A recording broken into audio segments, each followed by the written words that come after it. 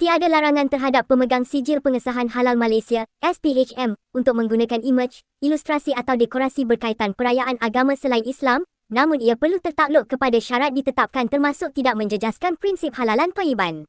Menteri di Jabatan Perdana Menteri, Hal Ehwal Agama, Dr. Zulkifli Hasan berkata, dekorasi, imej, hiasan dan ilustrasi yang berhubungan dengan perayaan selain daripada agama Islam pada produk makanan yang bersifat tidak kekal, turut dibenarkan.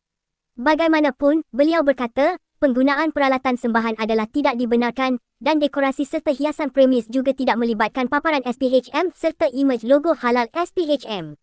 Zulkifli berkata, sifat saling menghormati kepelbagaian budaya dan agama di Malaysia adalah sebahagian daripada identiti masyarakat majmuk di negara ini. Justeru, pihak industri digalakkan untuk terus mematuhi piawaian halal sedia ada tanpa mengetepikan aspek keharmonian kaum.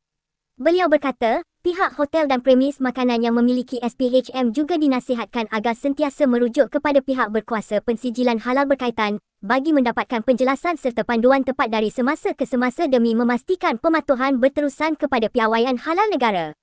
Menurut Zulkifli, kerjasama erat antara pihak berkuasa agama Islam negeri bersama JAKIM serta pemain industri amat penting bagi memastikan pelaksanaan dasar dan garis panduan halal dilaksanakan secara berhemah, di samping sentiasa mengambil kira kepentingan umat Islam dan keharmonian masyarakat keseluruhannya.